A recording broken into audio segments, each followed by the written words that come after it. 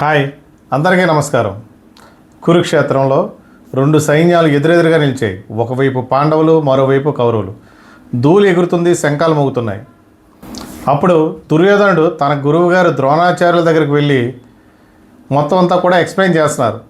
అందులో భాగంగా వచ్చేది ఈ శ్లోకం నెంబర్ 8 కూడా. ఇక శ్లోకం నెంబర్ 8 యొక్క అర్థంలోకి వెళ్దాం. మీరు, భీష్ముడు, కర్ణుడు, కృపాచార్యుడు, అశ్వత్థామ, వికర్ణుడు, భూరిశ్రవుడు అందరూ నా పక్షంలో ఉన్న మహాయోధులు. ఇది శ్లోకం నెంబర్ 8 యొక్క అర్థం. ఈ విషయాన్ని దుర్యోధనుడు ద్రోణాచార్యుల వాళ్ళతో చెప్తున్నాడు. ఇవన్నీ కూడా పెద్ద పెద్ద పేర్లు ప్రస్తావించాడు దుర్యోధనుడు.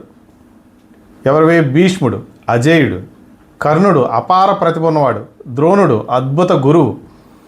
దీన్ని గర్వం అనుకోవాలా లేదా తన మనసుకు తను ధైర్యం చెప్పుకుంటున్నాడా అనేది మనం ఆలోచించాలి. ఎందుకంటే తన ఎదురుగా ఎవరున్నారు? అర్జునుడు మరియు శ్రీకృష్ణుడు. ఇక్కడ మనం ఒక చిన్న విషయం గమనించాలి. బయటికి ధైర్యం కనిపించవచ్చు, కానీ లోపల భయం ఉన్నప్పుడు మనుషులు ఏం చేస్తారంటే తమ శక్తిని గుర్తు చేసుకుంటారు. మాటలతో తమను తాము బలపరుచుకుంటూ ఉంటారు.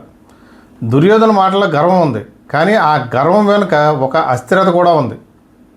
సేమ్ ఇదే మన ప్రజెంట్ జనరేషన్ కానీ కార్పొరేట్ ప్రపంచంలో కూడా మాట్లాడుకోవాలంటే కొంతమంది చెప్తూ ఉంటారు, ఏమని, నా టీం చాలా స్ట్రాంగ్, నా నెట్వర్క్ చాలా పవర్ఫుల్ అని చెప్పుకుంటూ ఉంటారు.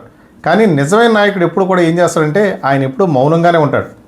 ఆయన శక్తి మాటల్లో కాదు, నిర్ణయాల్లో ఉంటుంది. అంటే డెసిషన్ మేకింగ్లో ఉంటుంది.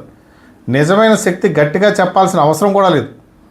నిజమైన ఆత్మవిశ్వాసం నిశ్శబ్దంగా ఉంటుంది. నిజమైన నాయకత్వం ప్రదర్శన కాదు, ప్రదర్శన ఫలితం. చివరిగా చెప్పేది ఏంటంటే ఇది కేవలం యుద్ధభూమి కథ కాదు, ఇది మన హృదయంలో జరిగే యుద్ధం. మరుసటి శ్లోకంలో కలుద్దాం.